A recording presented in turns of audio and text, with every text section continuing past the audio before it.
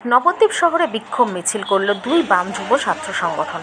বুধবার সন্ধ্যায় নবদ্বীপে এক বিক্ষোভ মিছিল আয়োজন করে দুই বাম সংগঠন এসএফআই ও ডিওয়াইএফআই।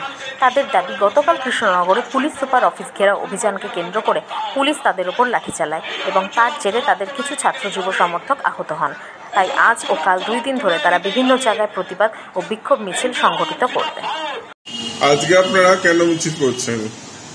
আপনারা ইতিমধ্যেই গোটা মিডিয়া এবং সংবাদ মাধ্যমে জানতে পেরেছেন যে কালীগঞ্জ বাই ইলেকশনের দিন নির্বাচনের ফলাফলের বেরোনোর আগেই জল্লাদদের যে বিজয় উল্লাস, সেই বিজয় উল্লাসে 9 বছরের একটি শিশুর প্রাণ চলে গেছে।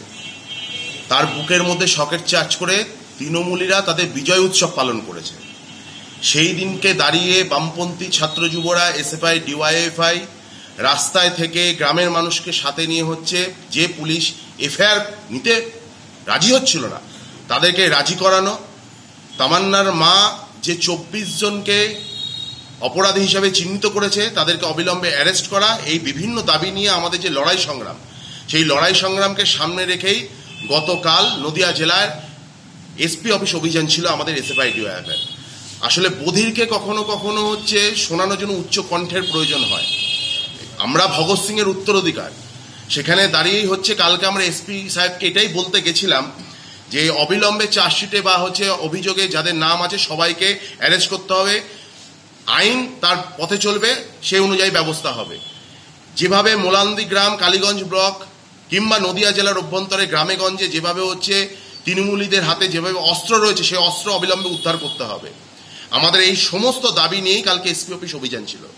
আপনারা তারপর জানতে পেরেছেন সংবাদের মাধ্যমে নির্বিচারে লাঠিচার্জ, আমাদের যুবতী কমরেডরা আক্রান্ত হয়েছেন, আমাদের ছাত্র কমরেডরা আক্রান্ত হয়েছেন, অ্যাডমিট হয়েছেন, কারোর হাত ভেঙেছে, আঙুল ভেঙেছে, মাথা ফেটেছে।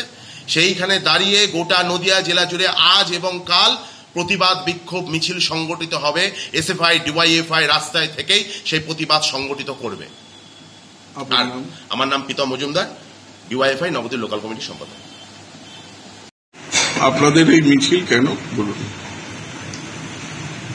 আপনারা সবাই শুনেছেন কালীগঞ্জের উপনির্বাচনে বিজয় উল্লাস দেখাতে গিয়ে, তখনও যদিও গণনার রেজাল্ট বেরোয়নি, কিছু স্পেসিফিক বাড়িকে চিহ্নিত করে, যেগুলো সিপিআইএম সমর্থকদের বাড়ি, সেখানে বিজয় উল্লাসের তাণ্ডব দেখানোর জন্য বোমা বর্ষণ করা হয়। তেমনই একটি বাড়ি ছিল তামান্নার বাড়ি।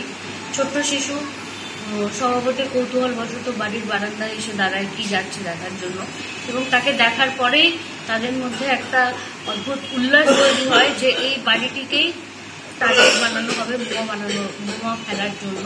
এবং বাচ্চাটি দেহটা দুয়ার্ধেক হয়ে যায়, ধর মাথাটা আলাদা হয়ে যায়, কুবলে যায় মাথার পর থেকে দেহটা।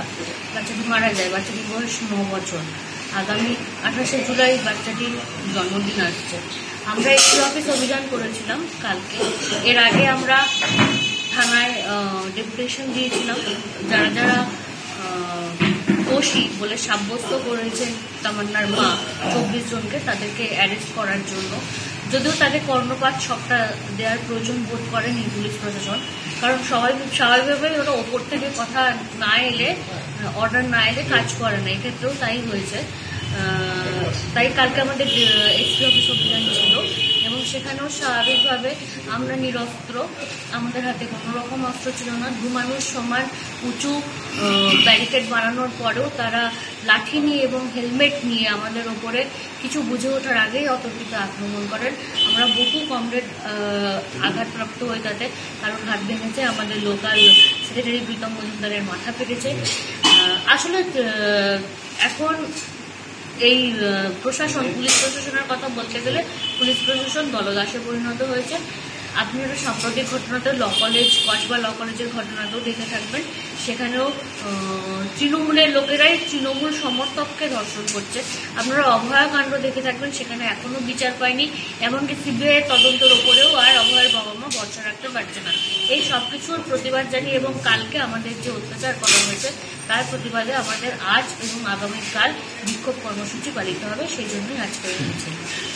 আপনার নাম? আমার নাম শ্রীময়ী মুখোটি, ডিআইএফআই নদিয়া জেলা কমিটির সদস্য। আপনি কি চোট পেয়েছেন? হ্যাঁ, আমার চোখের এখানটা কেটে গেছে, মুখের এটা ফুলে গেছে আর আমার হাতে চোট আছে। এই মুহূর্তে কজন আহত হয়েছে? আমাদের প্রায় বহু কর্মী, এসএফআই এর কর্মীরা আহত, সেই সাথে আমাদের ডিআইএফ এর কর্মীরাও আহত। হাসপাতালে কালকে ভর্তি ছিলেন বেশ কয়েকজন, তারপর কালকে রাতে তুলে তাদের ছাড়া হয়।